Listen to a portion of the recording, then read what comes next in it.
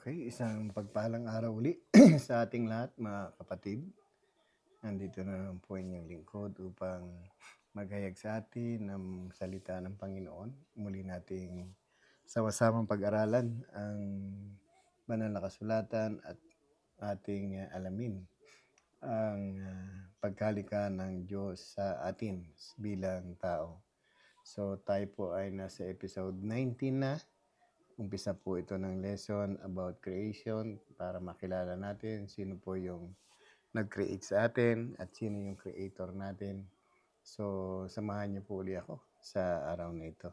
So, pag-usapan natin ang tao ng likha ng Diyos. So, maraming hindi po naniniwala na ang Diyos ang lumikha sa tao. Meron pong isang grupo na nagsasabi na tayo raw ay nagsimula sa unggoy at yung mga teorya nila na yon ay hanggang ngayon ay hindi pa napapatunayan. At kung tayo ay mula sa unggoy at bakit ang tanong natin, sino po ba ang lumikha sa unggoy kung totoong sa unggoy tayo galing? So, iba po ang pagkalikha ng Diyos sa hayop at sa tao. So, dito pag-usapan po natin paano ba nilikha ng Diyos ang tao? So, kilala natin ang Diyos bilang isang creator. Ang number one meaning ng God is creator. Siya po ang lumikha ng lahat ng bagay at lahat ng nakikita natin sa ating paligid. Ang merong nagpapakilala na merong Diyos na lumikha sa lahat ng bagay na yon. Sa pamamagitan ng kanyang creation, makikilala natin ang Diyos. Kasi ang isang taong parurusahan ng Diyos ay yung hindi kumikilala sa Kanya ayon sa 2 Thessalonians chapter 1 verse 8 and 9, sabi niya, darating siya sa gitna naglalagablab na apoy upang parusahan ang hindi kumilala sa Diyos at ang hindi sumunod sa Ebanghelyo tungkol kay Kristo. Ang magiging parusa nila ay walang hanggang kapahamakan at pagkawalay sa kaluwalhatian ng Diyos. Kung titingnan natin, sa binasa natin sa 2 Thessalonians, meron palang parurusahan. So, dalawang kategory kung bakit tayo mapaparusahan, merong dalawang grounds. Una, yung hindi natin makilala ang Diyos. Pangalawa, yung hindi natin nasunod ang Ebanghelyo, ang mabuting balita tungkol kay Kristo. Kaya nga sa atin, kung tayo ay sumasampalataya sa Panginoon, dapat una, kilala natin ang Diyos. Sino ba ang Diyos? So, para sa atin, number one meaning, sabi ko nga, ang number one meaning ng God is Creator. So, kung meron tayong kinikilala ngayon at sinasamba na Diyos, ito yung Diyos na lumikha ng lahat ng bagay. So, maraming hindi kumikilala sa Diyos, pero naririnig lang may Diyos.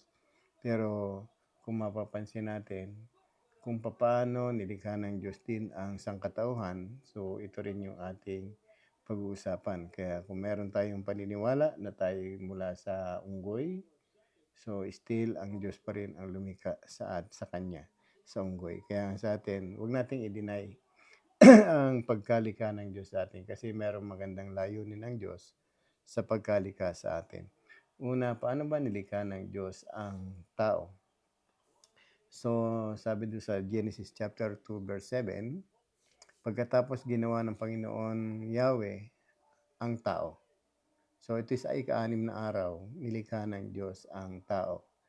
At bago niya nilikha ang tao, nilikha niya muna ang lahat ng bagay na nakikita natin.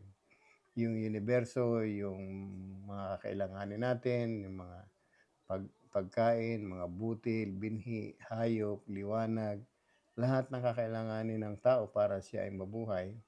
Una muna niyang nilikha ito at sa Genesis chapter 1, kung mababasa natin, bago dumating yung 26, tinapos niyang likain ang lahat ng pangailangan ng sangkatauhan.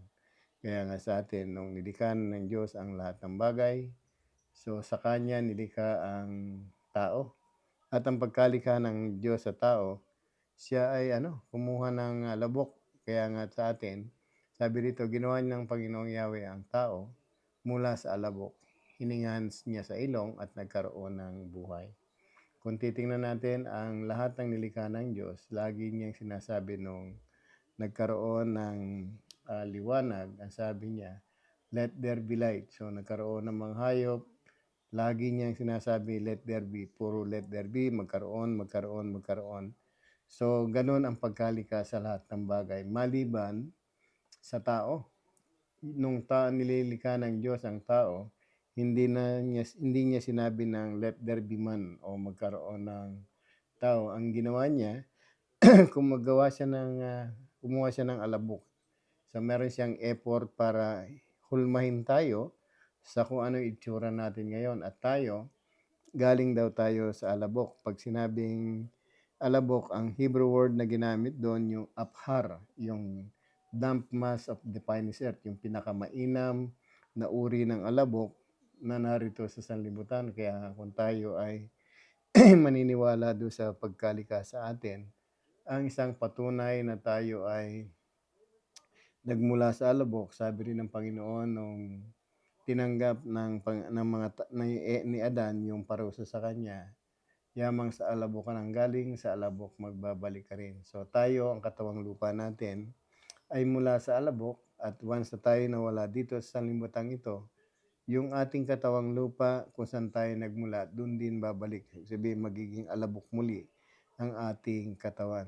At isang ebidensya rin, kahit anong linis natin sa katawan, kapag tayo ay naligo at nanghilod, may nakukuha tayong lupa o dumi sa ating katawan na nag-indicate din nagmula tayo sa alabok. Kaya nga sa atin, kung ang pagkalikha ng Diyos sa atin ay ipinorma tayo mula sa alabok, so ibig sabihin, meron siyang effort na ginawa, hindi lamang niya sinabi na magkaroon, kundi gumaganap siya ng isang pinakamainam na materyales para maging sangkap natin bilang isang tao. So hindi lamang siya kumuha ng alabok at tayo ay pinorma o hinulma sa ganitong uri ng itsura.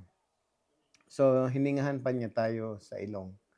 At yung hinga na yon ang naging buhay natin. So kung bakit tayo tinawag na kaluluwang may buhay o isang nagkaroon ng buhay, dahil ibinigay ito ng Diyos sa atin. At mahalaga yung buhay na yan, alam natin kung saan galing. Siguro kung hindi tayo hiningahan sa ilong, para lang tayong manikin na nakikita natin sa mga department store. Mayroong hugis tao pero wala naman siyang buhay. Kaya nga, utang natin sa Diyos kung bakit buhay tayo. Kasi nga yung buhay na meron tayo ngayon, sinasabi ng banal na kasulatan, ito yung inihinga sa ating ilong. So kung titingnan natin, pag tinakpan din ang ilong natin, parang mamamatay din tayo. Kaya nga kung tayo ay patuloy na maniniwala sa Diyos na lumikha sa atin at kung paano niya tayo nilikha at kung paano tayo nagkaroon ng buhay. So ma-appreciate natin ang Diyos sa buhay natin at higit sa lahat ay pasasalamatan natin. Kasi anything na meron tayo sa katawan natin, anuman meron tayo ngayon, lahat ng bagay ay nagmumula sa Panginoon. Meron lamang tayong bagay na isa lamang yung bagay na hindi mula sa Panginoon. Itong kasalanan natin. Pero except sin, lahat ng meron tayo, lahat ng tinatangkilik natin, nagmula ito sa Kanya. Kaya nga sabi sa Ecclesiastes 12:7, doon sa mga ngaral, sa aklat ng mga ngaral, sabi rito, alalahanin mo siya bago manumbalik sa alabok ang iyong katawang lupa at ang ating hininga ay magbalik sa Diyos na nagbigay nito. So kung titingnan natin ang sulat ni Solomon para sa atin, bago daw tayo manumbalik sa lupa, ang katawang lupa natin, alalahanin daw natin ang Diyos na siyang nagbigay nito. Kaya nga sa oras na ito, inaalala ba natin ang Diyos? Pinasasalamatan ba natin siya dahil buhay tayo? At anuman hirap ang buhay natin o anumang yaman natin, still, ang Diyos pa rin ang nagbibigay sa atin para tayo ay mabuhay. Kaya nga yung mga tao na hindi na kumikilala sa Diyos matapos siyang bigyan ng buhay at hindi niya kinikilala na ang Diyos ang lumikha sa kanya. Ang sabi doon kanina sa 2 Thessalonians chapter 1 verse 8 and 9, sila'y parurusahan at walang hanggang kaparusahan ang sasapitin ng taong hindi kumilala sa Diyos. Kaya dito sa ating video na ginagawa, ipinakikilala natin dito ang ating Diyos na siyang lumilikha ng lahat ng bagay. So, walang ibang lumikha sa tao maliban sa Diyos. At anuman ang stand ng iba, hindi po mahalaga sa atin yon. Ang mahalaga sa atin, nakilala natin ang Diyos sa pamamaraan na meron tayong pinagbabatayan na ang banal na kasulatan. Kaya ngayong banal na kasulatan, pag pinag-aralan natin, tiyak na makikilala natin ang Diyos. So, kaya nga, bago tayo magkaroon ng pagkakataong manumbalik sa lupa, yung ating kalatawang lupa at yung ating hininga ay magbalik sa Diyos na nagbigay nito. So, ang sabi ni Solomon, alalahanin natin ang nagbigay.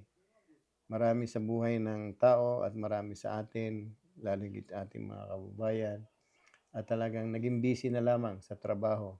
At higit sa lahat ay nawala na ng panahon na kilanlin ang Diyos na siyang nagbigay ng buhay at nagbigay din ng katawan. Kaya nga sa ganitong sitwasyon, ginagawa natin ang paraan. Sino man ang makarinig ng mensahe na ito, so kahit konti, makatulong tayo sa kanila para makilala nila ang Diyos na nagbibigay ng buhay sa kanila. Hindi tayo pwedeng magmalaki sa Diyos. Anytime, pwede niya itong bawiin sa panahon na hindi natin inaasahan.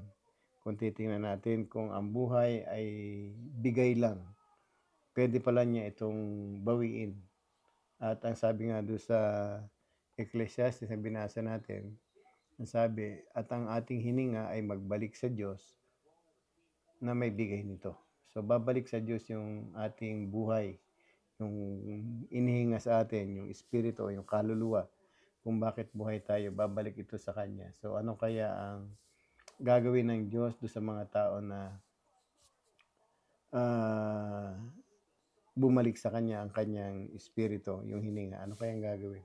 So, kung titingnan natin, ang pagkakaroon natin ng hininga ay kaloob ng Diyos. So, regalo ito sa atin. Kaya utang natin sa Diyos ang panahon na tayo nabubuhay, utang natin ito sa Kanya.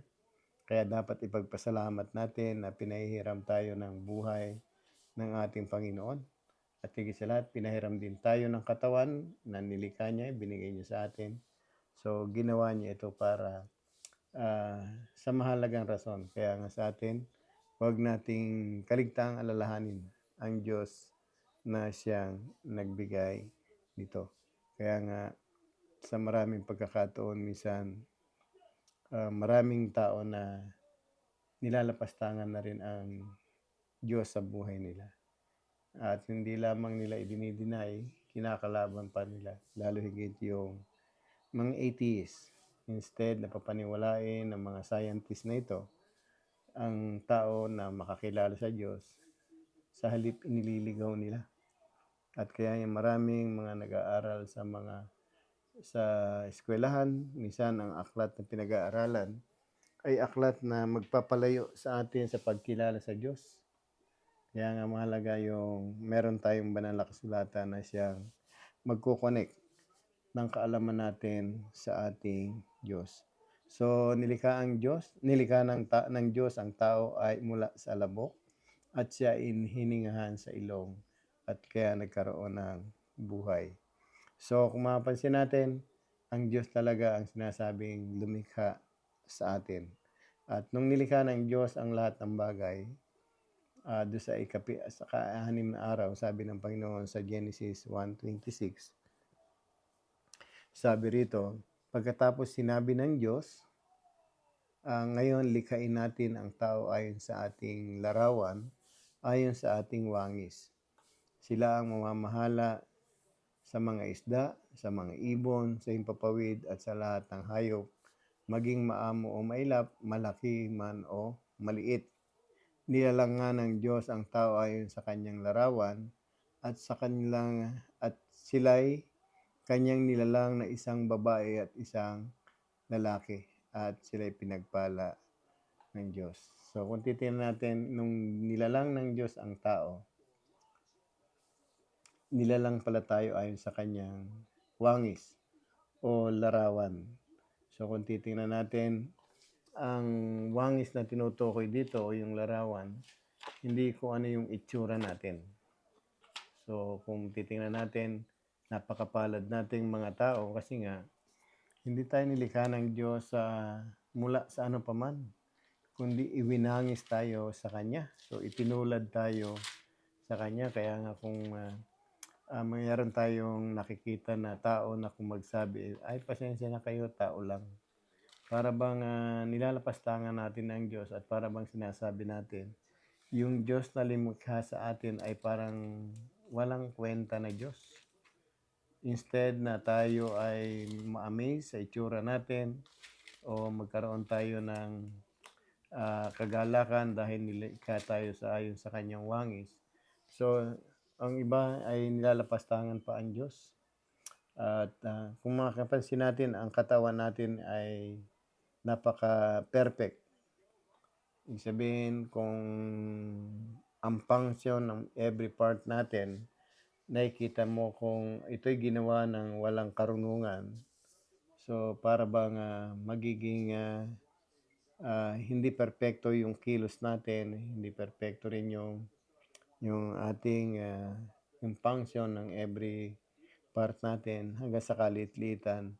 So, mapapansin mo na merong wisdom yung lumikha sa atin at walang nakakaalam ng bagay na ito maliban sa ating Diyos. Kaya nga nung sabi niya, ngayon lalangin natin ang tayo sa ating wangis. Ano ba yung wangis na tinutukoy dito?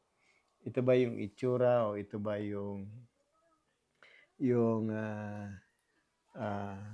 mukha natin o larawan? Sabi rito sa Ephesians 4 at 2,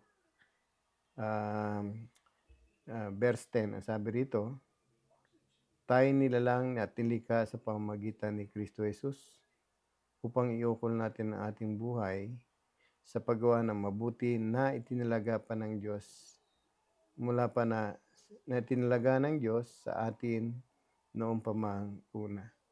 So, nung nilikha tayo ng Panginoon, yung sabi, ayon sa kanyang wangis.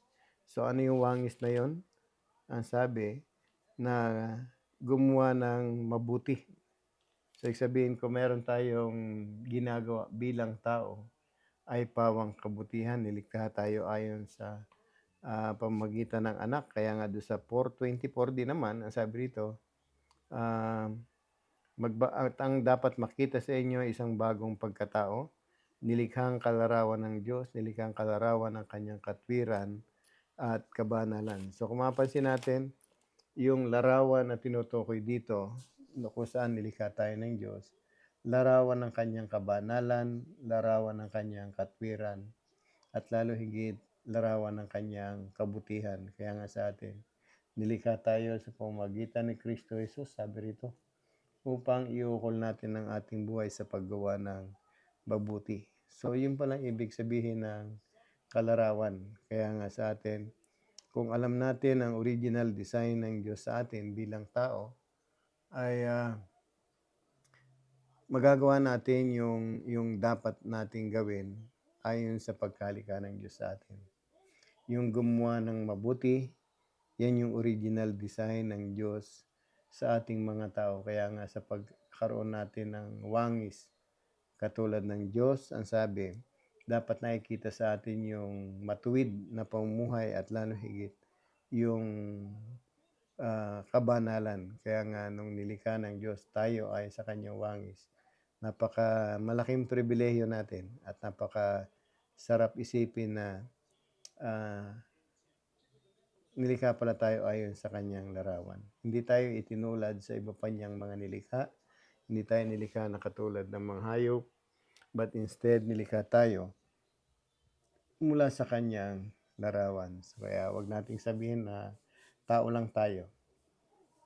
Ipagmalaki natin na tayo isang tao na nilikhang kalarawan ng Diyos. Kaya nga kung tayo ay hindi kontento sa pagkalikha ng Diyos sa atin, tulad nung, halimbawa, tayo mga Pilipino, normal sa atin yung pangong ilong. Huwag mo nang tangkain patangusin yan. Kasi nga, ang purpose ng ilong para makahinga tayo. Hindi para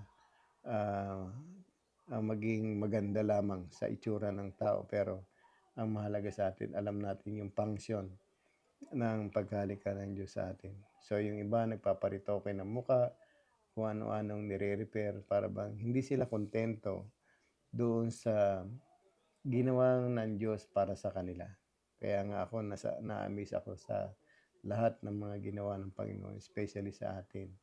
Kung meron tayong dapat itanong, bakit kaya ang Diyos ay inilagay ang mata natin sa harap at dalawa, hindi isa lang?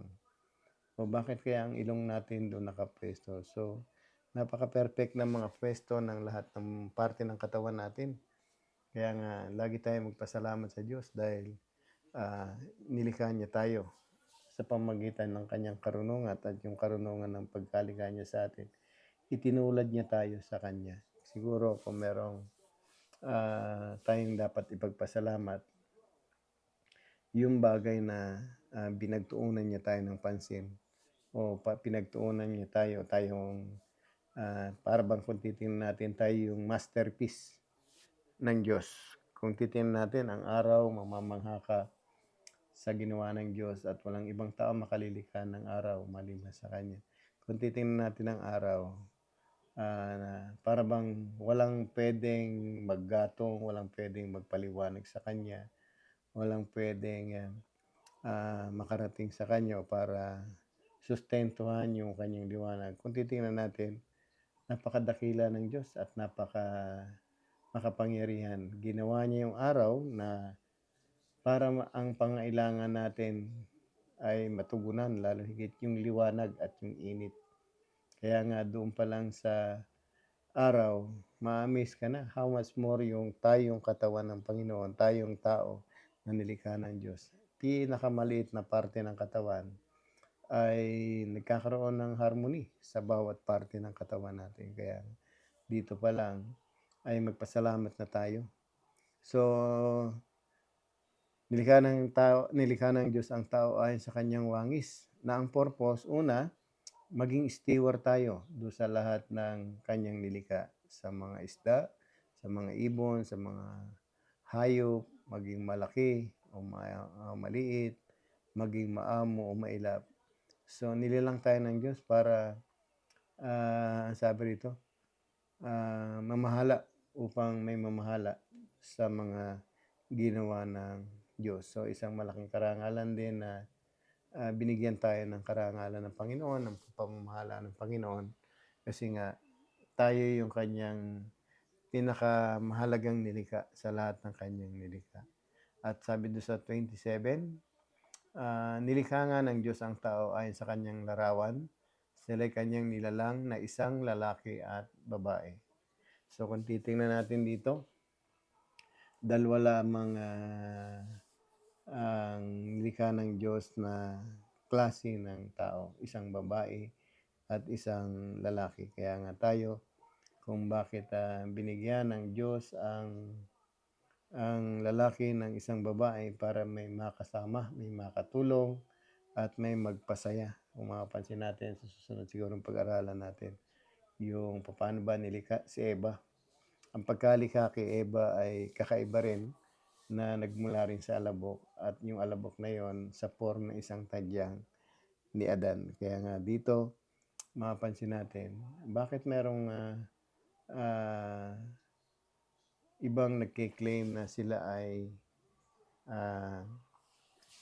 naging para bang nagkaroon sila ng instead na lalaki, naging gay sila, maging babae man. So, bakit nagtataka yung iba dahil gano'n? So, hindi intention na lumikha ang Diyos ng isang gay. Ang nilikha ng Diyos talaga, isang babae at isang lalaki. So, sa pagiging gay ng isang gay, so ito yung kanilang decision sa buhay.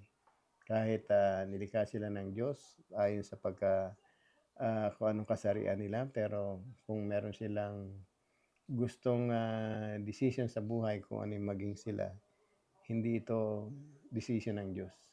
Decision ito ng tao. Kaya nga, anuman ang kasarian mo pag humarap ka sa salamin, alam mo kung ano ka dahil doon sa pagkalikha ng Diyos sa iyo. Ngayon, maraming nagpapatrans nagpapa-transgender, naging transgender. So, ito nga yung hindi sila kontento doon sa bagay na ah, pinagkaloob sa kanila ng ating Panginoon. So, kaya nga dito sa ating pag-aaral, makikita natin kung paano natin makikilala ang Diyos sa pamamagitan ng banal na kasulatan at sa pamamagitan ng banal na kasulatan na kung bakit din nagkaroon ng mga third sex na tinatawag, hindi dahil ito'y nilikha ng Diyos, kundi ito'y ayon sa kagustuhan nila kasi nga yung hindi nila pagkilala sa Diyos ayon sa Romans 1:18 hanggang 25. Mapapansin natin doon kung bakit pala nagkaroon ng merong mga third sex dahil sa narumihan na ang kanilang isipan. So, hindi intention ng Panginoon na magkaroon ka ng maging third sex ka o ang intention ng Panginoon isa lang, yung likhain ka ayon sa kanyang larawan at kung ikaw ay nilikha ng Diyos na babae ayon din sa kanyang larawan at lalaki ayon sa kalarawan niya, isa lang yung layunin ng Panginoon. Bigyan ka ng buhay at ma-enjoy natin yung buhay na yan. Mapapag-aralan natin susunod na topic yang mga mahalagang bagay kung bakit nilikha tayo ng Diyos. So nakita natin ang pagkalikha ng Diyos sa atin ay espesyal. Hindi tayo sinabi lang ng let there be man, kundi kumuha siya ng alabok, sa act of action na pwede nating sabihin na talagang nag-effort pa ang Panginoon para magkaroon tayo ng buhay na katulad nito. So binigyan niya tayo ng isang katawan na mula sa alabok at higit sa lahat binigyan niya tayo ng buhay na nagmumula sa Kanya. Inihinga ito sa ating ilong. Kaya nga kung tayo ay maniniwala sa bagay na ito, ay tiyak na makakaiwas din tayo sa parusa na nakalaan sa mga taong hindi kumilala sa ating Panginoon.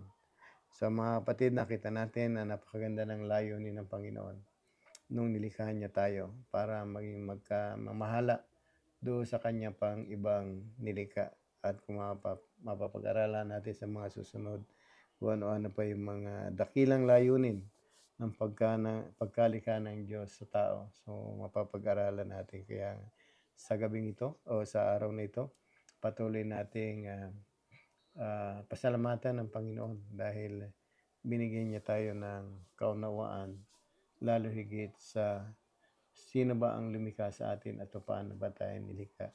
Kaya nga sa ibang verse sabi rito sa John 1:1 nung nililikha ng Diyos. Kasi sabi doon sa Genesis 1:26, kung mapapansin ninyo, yung word na natin, ang sabi ng Diyos kasi, pagkatapos sinabi ng Diyos, ngayon likain natin ang tao ayon sa ating larawan. Kung titingnan natin ang Diyos na lumikha sa atin, meron siyang kausap at meron siyang kasama. Kasi yung word na natin, nag-indicate yun na may kasama ang Diyos nung nililikha ng Diyos ang tayong mga tao.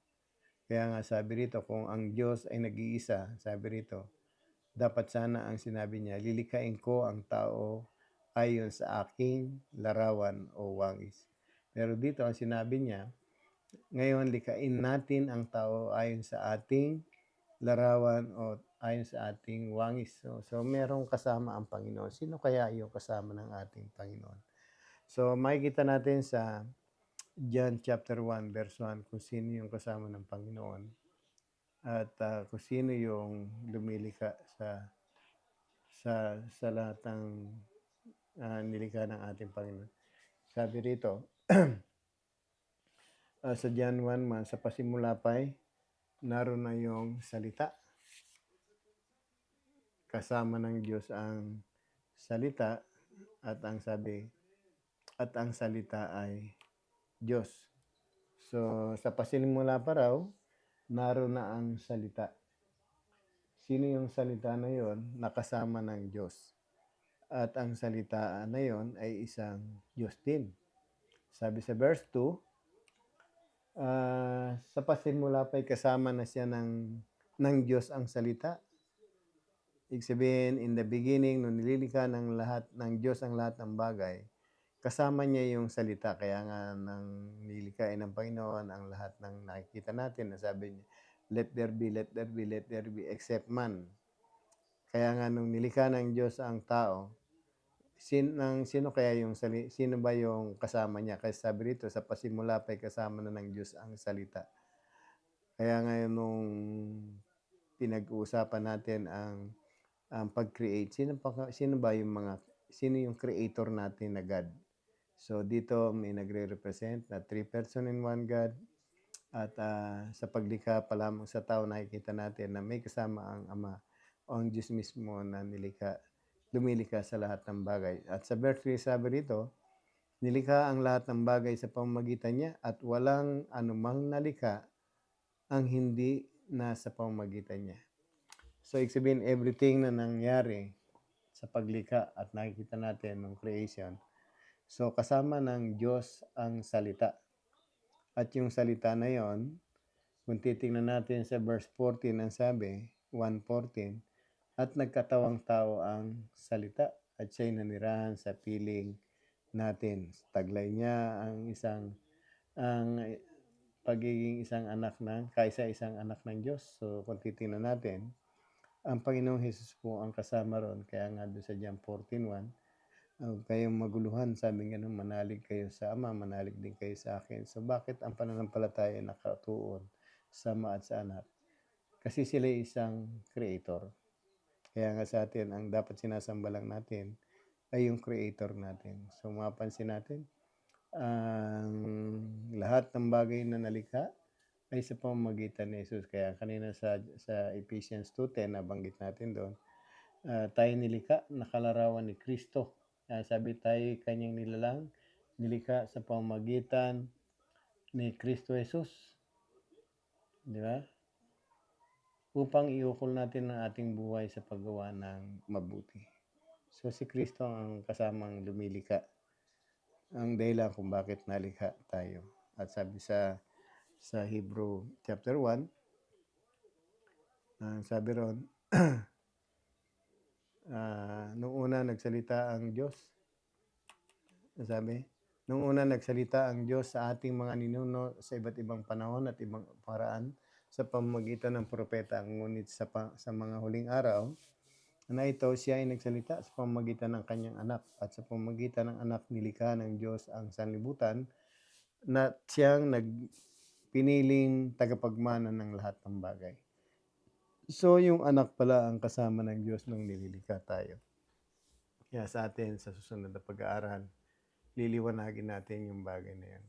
So, mga kapatid, hopefully na kahit konti na liwanagan tayo sa konting pag-aaral natin at nakita natin na hindi tayo mula sa unggoy, na hindi tayo mula sa kawayan.